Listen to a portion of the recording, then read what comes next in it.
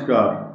मिथुन राशि पर बहुत विस्तार से हम चर्चा करेंगे और आपको अच्छी अच्छी बातें बताएंगे, लेकिन जो रेमेडी है और कौन सा ग्रह आपको नुकसान दे रहा है उसके बारे में सुनना भी आपकी जिम्मेदारी भी है और बनता भी है इस बात को कि आपको ये समझना भी आवश्यक है कौन सा ग्रह कष्ट दे रहा है और कब तक दे रहा है तथा कौन लाभ दे रहा है और वर्तमान समय में आने वाले कुछ ही दिन में कौन कौन से ग्रहों की ट्रांजिट आपके लिए शुभ और अशुभ फल प्रदान करने वाली है। आइए शुरू करते हैं। नंबर 1, आपकी राशि पर 10वें भाव में अगले सप्ताह ग्रहण हो रहा है, सूर्य ग्रहण, और ये आपकी राशि का जो स्वामी है बुध, ये कष्टों से घिरा हुआ है। इसी के साथ साथ 4 तारीख को मिथुन राशि का स्वामी मेष राशि में वक्री और अस्त हो जाएगा। लेकिन प्लस पॉइंट क्या चल रहा है, ये बृहस्पति के साथ होगा। कोई भी पीड़ित व्यक्ति भी अगर किसी अच्छे भले विद्वान और रेपुटेड आदमी के साथ हो तो उसकी भी रेस्पेक्ट उतनी होती है संसार में। ठीक इसी प्रकार बुध बृहस्पति के साथ संयोग करता है और उसको उसी प्रकार का ट्रीटमेंट, सम्मान, रेस्पेक्ट मिलती है। लेकिन कारण क्या है, ये शत्रु राशि में है बुध, और इस पर एक तो करेला और फिर नीम के वृक्ष पर जब चढ़ जाए तो अधिक कड़वा हो जाता है, तो शनि की दृष्टि है। अब ये स्विच करने वाली बात करूँगा मैं। मिथुन राशि वाले जो योग्य व्यक्ति हैं, बड़े हैं, एडल्ट हैं, मैच्योर हैं, उनके साथ में प्रॉब्लम ये आ रही है कि ये अपना जॉब चेंज करना चाहते हैं, जॉब से संतुष्ट नहीं है।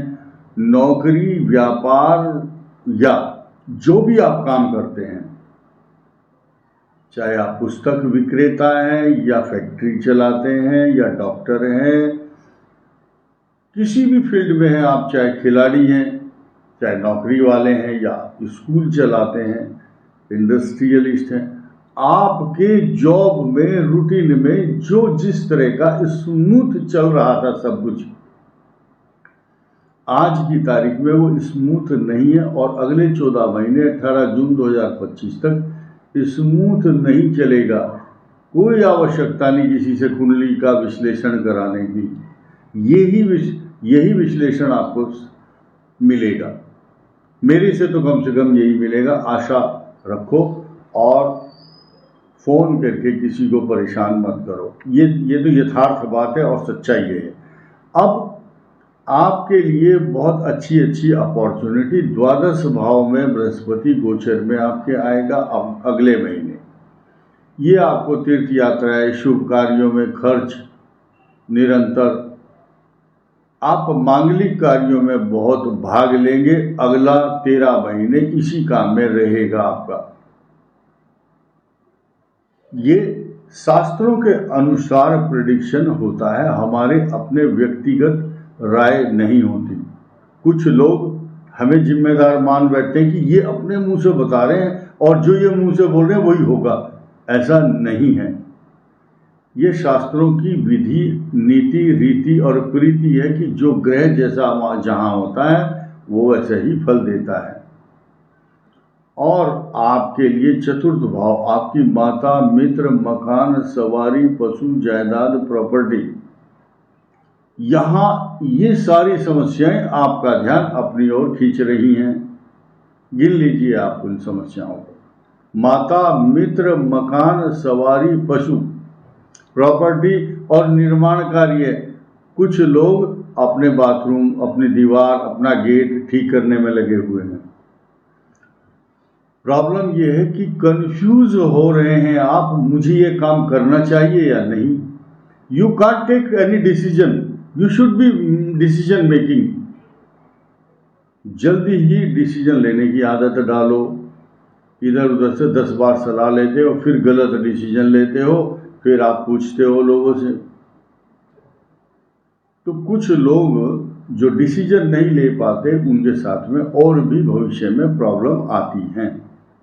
मिथुन राशि वाले बहुत अच्छी रेपुटेशन से गुजर रहे हैं। और ये जो आने वाला ग्रहण है ये मिश्रित फल देगा। किनकी कुंडली में अच्छा ग्रह बैठा है, दशम भाव का स्वामी लॉर्ड क्योंकि बृहस्पति है, और वो वैसा ही फल देगा। अगर खराब है और वहां पर केंद्र में आपके राहु और केतु की सिचुएशन बनी हुई होगी तो अशांत चित्त बनाने वाला ग्रह है। हालांकि 10वें भाव में जो भी चंद्रमा होता है वो आपकी रेपुटेशन को बढ़ाने वाला, प्रतिष्ठा बढ़ाने वाला होता है। इसलिए आप ये समझिए ये जो ग्रहण है, सूर्य ग्रहण 8 तारीख का आपके लिए अशुभ परिणाम तो बिल्कुल नहीं लाएगा, बल्कि लाभ के संयोग भी बनाएगा। अगले ही दिन, ग्रहण से अगला दिन आपके लिए शुभ होगा। और ग्रहण से आपको नुकसान इसलिए भी नहीं है क्योंकि आपकी राशि पर एक पाद दृष्टि बृहस्पति की भी है और आपके भाग्य स्थान में शनि स्वग्रही मूल त्रिकोण में शश योग बनाता है। अकेला ही शनि का इतना बड़ा प्रभुत्व और प्रभाव होता है संसार में, क्योंकि ये संसार के सृष्टि के न्यायाधीश हैं। लेकिन और भी प्लस पॉइंट ये है कि आपके ऋण रोग शत्रु और लाभ स्थान का स्वामी भी शनि के साथ भाग्य स्थान में आपके भाग्य को ऊंचा करने में पीछे नहीं है। साथ ही साथ आने वाली 13 अप्रैल को 10 अंश पर जब सूर्य परमोच्च होगा और सूर्य के साथ इसका परम उच्च कैसे होगा, ये 23 तारीख से 10 दिन पहले 13 अप्रैल को आने वाला सूर्य आपके लाभ स्थान में आपकी पराक्रम को बढ़ाएगा, आभा मंडल को बढ़ाएगा तथा आने शुरू के 10 दिन और बाद के 7 दिन, ये 17 दिन आपके लिए बहुत ही अमृतमयी और बहुत बड़े राजयोग का सूचक गज केसरी जैसा शुभ योग बनाएगा। क्योंकि चंद्रमा के साथ मिलकर के जब गज केसरी योग होता है तो सृष्टि का जो नायक है, कोटि ब्रह्मांड को आलोकित और प्रकाशित करने वाला सूर्य और गुरु देव गुरु बृहस्पति के साथ, देवताओं का गुरु, जितने देवता हैं उनके गुरु बृहस्पति, सबसे बड़ा ग्रह बृहस्पति और सबसे बड़ा संसार को प्रकाशित आलोकित करने वाला सूर्य, दोनों का एक साथ होना सृष्टि की एक खगोलीय घटना है। और ये स्थिति अब 12 साल के बाद मिलेगी। ये 17 दिन का जो सुख उपभोग करना है और आपको एनर्जी अगर प्राप्त करनी है, इसकी खुशी आप अभी से सेलिब्रेट कर सकते हो, क्योंकि 17 दिन आपको इतना सुंदर और सम्मानदायक समय मिलने वाला है। साथ ही साथ जो मृगशीर नक्षत्र वाले हैं, जिनकी अब बृहस्पति की दशा चल रही है 21 साल से लेकर के और 37 के बीच वाले, उनकी मौज आएगी लगातार, अच्छा फल मिलेगा इनको।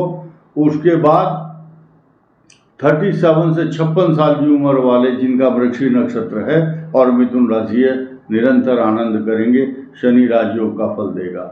और उसके बाद 56 से और 73 तक बुध की दशा आपके राशि के स्वामी की दशा होगी, शुभ फल देगी। केतु और शुक्र भी अच्छा फल देंगे। आधा नक्षत्र वाले 34 साल की उम्र तक बृहस्पति आपके लिए वरदान बना हुआ है और 34 और 19 ये 53 की एज तक शनि वरदान देगा, लगातार शुभ फल देगा। आप अपनी एज से इन महादशाओं को जोड़ सकते हैं। देखिए 3 चीज़ों का कॉम्बिनेशन बता रहा हूं मैं, जैसे बोलते हैं 2 और 2 4 होते हैं, ठीक इसी प्रकार आधा नक्षत्र और कौन सी महादशा है और कौन सी राशि है और इस समय ये दशा चल रही है और वो क्या लाभ दे रही है, सुनिए ध्यान से। आधा नक्षत्र 34 साल तक बृहस्पति की दशा, 53 साल तक से पहले बृहस्पति शनि और उसके बाद 70 वर्ष की आयु तक बुध की महादशा, 77 तक केतु, उसके बाद 97 तक शुक्र की महादशा रहती है। और ये आपकी कुंडली में बैठे हुए किस स्थान पर कौन सा ग्रह वैसा फल भी देगी, जैसा कर्म करेगा वैसा फल देगा भगवान। अब ये है ज्योतिष का ज्ञान। अब ये आया पुनर्वसु नक्षत्र। पुनर्वसु के 3 चरण मिथुन राशि में रहते हैं। अब 35 साल की उम्र से पहले इनकी शनि की दशा इनको सारे वरदान देकर चली जाती है। 35 और 17 52 तक बुध की महादशा आपकी राशि के स्वामी की दशा निरंतर शुभ फल देगी। आपको कंफ्यूज नहीं होना है, बस कंफ्यूज नहीं होना है। और ये देखिए 35 से 17 साल 52 साल तक बुध की महादशा, फिर 52 से 59 तक केतु और 59 से 79 तक शुक्र की महादशा। हीरे मोती रतन जवाहरात पैसा अच्छे अच्छे वस्त्र अच्छा खान पान परफ्यूम लगा करके चलने की इच्छा होती है। चंदन का परफ्यूम आप लगाइए, कस्तूरी का और जैस्मिन का, आपके एनर्जेटिक फीलिंग हर समय ताजगी बनी रहेगी।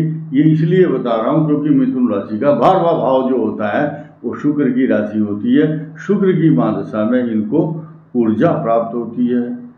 तो मिथुन राशि वालों को गणेश जी को बुधवार के दिन 5 लड्डू और दूब घास जैसे पैदा होती है वैसी ही खड़ी करके धागे में बांधकर अर्पण करें।